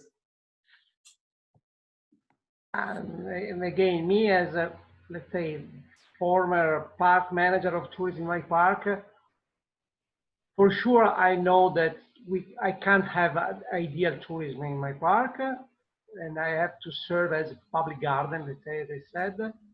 But the challenge that for me, that many times I'm a biologist, I'm a zoologist, so I'm not so excited in dealing with the economy, promotion, etc. The challenge is to invest on a little amount of visitors to which I can propose something better. So I can't influence the whole amount of flow of visitors in my park just with ecotourism. But if I show something working, especially for local service providers, with a new model of visitation of the park, I can reduce the amount or improve the quality also of the mass visit in my park. So it is something, again, at the end, for better conservation, since I can't close the gate. Sorry to say this, but we can't close the gate. So we must deal with people wishing to visit my park, but we can propose them different solutions. Sure. Thank you, Luca. Isidora, you have any last words? Well, I just wanted to say that I really do believe that this is we are on a milestone, and now we can change something, since we were forced to stop visitation like it was. So now we can think of new ways to visit protected areas. But in the end, a few days ago, in last 2 weeks, we can see those protected areas that have opened in Croatia are heavily visited again by domestic population. So I'm not sure that any changes have been done. This is a sign of optimism, and I think it's good. Perhaps so we should not break everything now. Let's go on small scale and so on, just like Luca now said. Let's let people have some optimism. They needed to go out from their urban areas to nature. And now let's try to focus them on attractions, on interpretation we want them to see, not what they do it by themselves. That's it. Thank you. Jeremy, your last words? Sure. Yeah, I think that this is a milestone moment, I agree. What I'm not sure of, so many people have been making predictions in these last weeks about where we go, and I think in some ways it's really impossible to know. So I've tried to avoid the prediction game, but one prediction I will make is that just what Luca said, we will have tourists again. We will grow, there will be growth, and there's nothing wrong with that, but there is something wrong with growth that we can't manage and that we can't understand and we can't figure out how to deal with. So I think we need to, as soon as we can, try to have a better understanding of this trajectory where we go from here, and what are we going to do about it. And I think we also need to understand that the changes that need to occur are very long-term. There's going to be a lot of short-term things happening now. So people are back and we might move them over here, or we need social distance products and this kind of thing. But this is also not sustainable. We can't invest in a bunch of short-term solutions again, because then we're making the same mistakes. We're not learning from the past unless we really address the root issues and tackle the long-term problems of management and data, etc. So I hope that this will open the door for us to try to tackle those issues and create the mandate, the enabling environment for that kind of change. Sure, thank you. I really do agree that the whole situation just provided a break we needed to comprehensively gain the overlook of the entire industry. And I do hope that right now we know what the problems are, and maybe we are on the track to find solutions how to address them. So that's the way I also see the situation. Georgia, your last words? Yes, I don't know if you have read in New York Times, there was a very interesting article by columnist Tom Friedman. He said that from now on, the time will be measured BC and AC, before Corona and after Corona. And of course, that was written earlier. And if you asked me 1 month ago or even 2 months ago, if we are going to go to summer vacation to Croatia or to Greece, I would say, no way. There's no traveling in 2020. But as I said, everything changes so quick. And I think that this division to AC, BC, AC will not make any changes, really.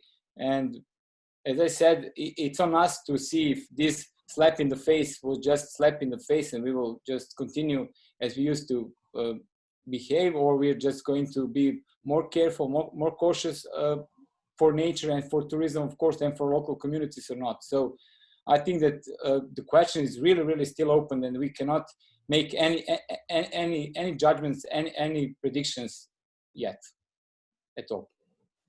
Thank you.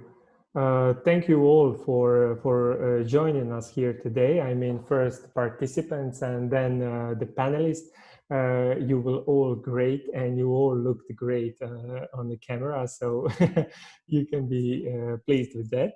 I will also use this opportunity once again to remind you and present you our webinars we have on Faculty of Economics, University of Split. So the first one, Tourism, Smart Specialization, Growth and Resilience, which will be delivered by Professor João Romão. And the second one, the Smart City as a Commune Place for Tourists and Residents, which will be delivered by distinguished Professor Peter Neekham. The information on both webinars you can find on our institutional website. We are looking forward to seeing you on the participant lists again. So I would like to say thank you all, and I do hope to see you all again. Bye.